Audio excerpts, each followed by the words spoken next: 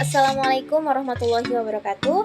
Kami dari kelompok 4 akan menjelaskan terkait materi pengembangan pembudayaan agama di sekolah.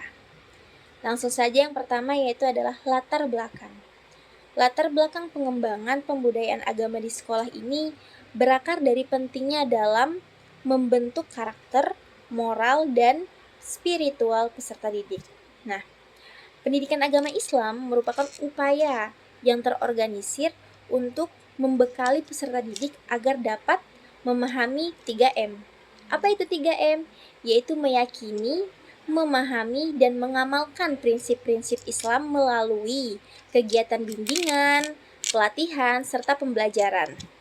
Secara umum, pendidikan agama Islam ini menyangkut 3 aspek, yaitu aspek kognitif, afektif, dan psikomotorik.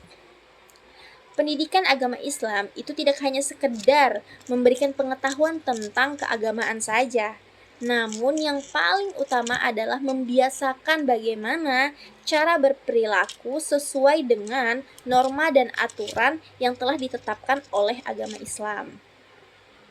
Pengembangan pembudayaan agama di sekolah ini tidak hanya berorientasi pada pembelajaran formal saja, akan tetapi juga pada pembentukan budaya sekolah yang mana mendukung praktik nilai-nilai keagamaan secara konsisten. Selanjutnya, ada landasan. Nah, landasan pada pengembangan pembudayaan agama di sekolah ini merupakan dasar atau pijakan yang menjadi alasan mengapa pembudayaan agama itu penting untuk dilakukan. Pada landasan ini terbagi menjadi 5, yaitu ada landasan filosofis.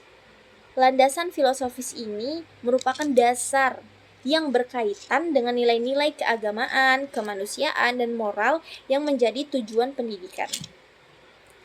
Nah, pada landasan ini itu berangkat atau berawal dari keinginan untuk membentuk manusia yang beriman, bertakwa, dan berakhlak mulia.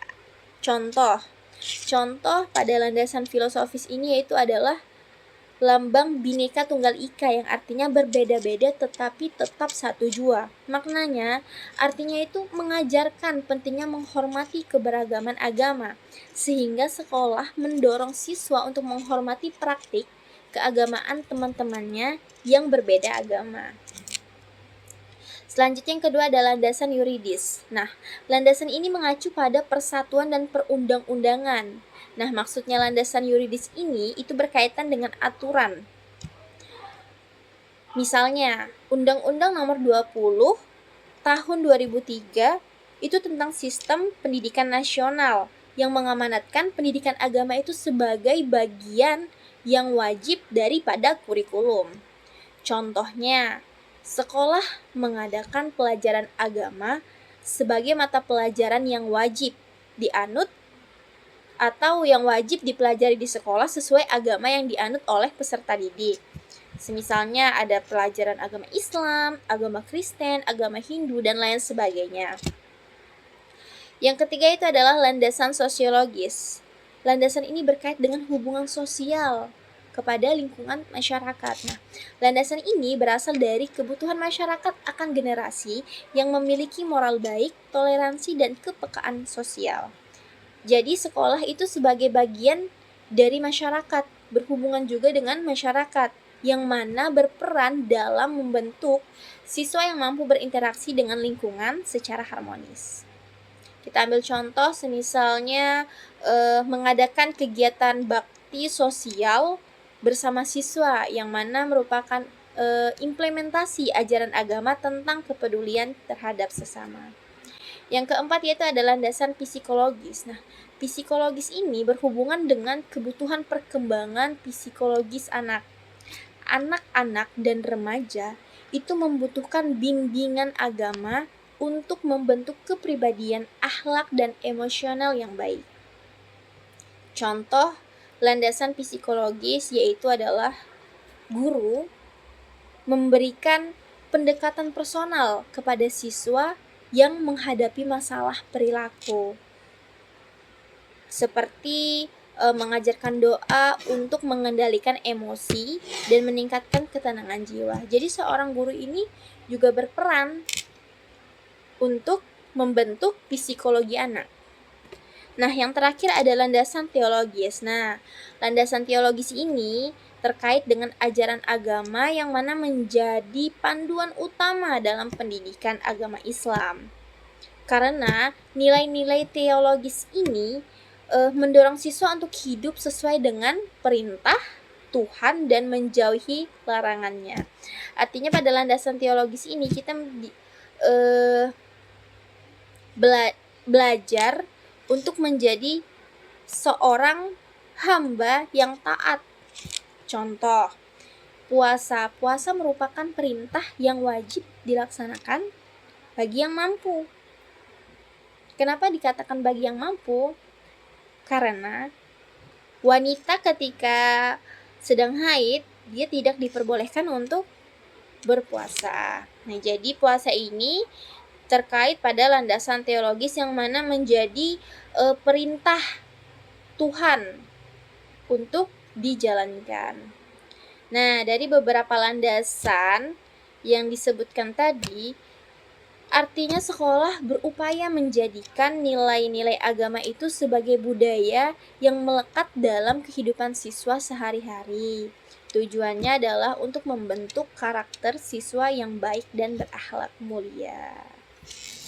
Pembahasan yang ketiga yaitu pelaksanaan pengembangan pembudayaan agama di sekolah. Untuk mewujudkan budaya agama di sekolah, menurut tafsir ada beberapa strategi yang dapat dilakukan oleh praktisi pendidikan, yaitu yang pertama memberikan contoh teladan, yang kedua membiasakan hal-hal yang baik, yang ketiga menegakkan disiplin, yang keempat memberikan motivasi dan juga dorongan, yang kelima memberikan hadiah terutama secara psikologis, yang keenam menghukum atau mungkin dalam rangka kedisiplinan, yang ketujuh pembudayaan agama yang berpengaruh bagi pertumbuhan anak.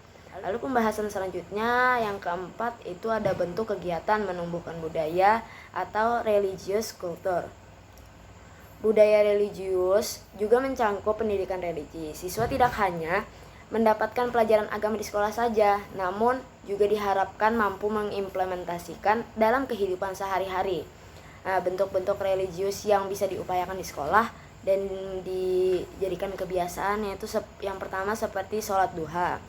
Sholat duha berjamaah di musola di sekolah dilakukan setiap pagi setelah bel tanda masuk berbunyi. Kegiatan ini dilakukan untuk membentuk akhlakul karimah dan membekali siswa agar mampu menerapkan ajaran Islam di kehidupan sehari-hari. Yang kedua, membaca Asmaul Husna. Biasanya dilakukan setiap pagi setelah sholat duha, dilantunkan secara bersamaan. Dengan adanya kegiatan ini diharapkan siswa itu memahami bahwa Allah itu maha segalanya. Lalu ada juga biasanya membaca surat-surat pendek seperti membaca surah Al-Mulk atau Al-Waqiah, Yasin, Tahlil, dan lainnya. Lalu selanjutnya ada peringatan Hari Besar Islam. Setiap hari besar Islam, sekolah biasanya mengadakan kegiatan-kegiatan Islami yang biasanya diisi pengajian, ada perlombaan kaligrafi, khitobah, dan cerdas cermat tentang keagamaan. Selain itu juga banyak contoh-contoh lain yang bisa diupayakan untuk dijadikan pembiasaan untuk membangun religius di sekolah. Pembahasan selanjutnya, budaya keberagaman dengan kecakapan hidup. Setiap siswa memiliki latar belakang yang berbeda, baik dari segi suku, budaya, agama, maupun cara berpikir. Agar lingkungan belajar tetap nyaman dan harmonis, perbedaan ini harus dikelola dengan baik.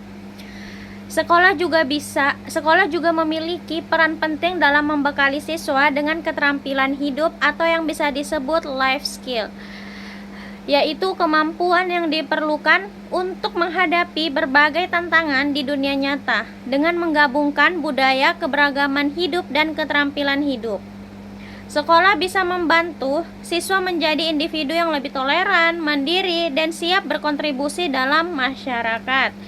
Jika budaya keberagaman dan keterampilan hidup diterapkan secara bersamaan, siswa tidak hanya belajar menerima perbedaan, tetapi juga menjadi pribadi yang lebih baik dan lebih siap menghadapi kehidupan di lingkungan sosial yang beragam.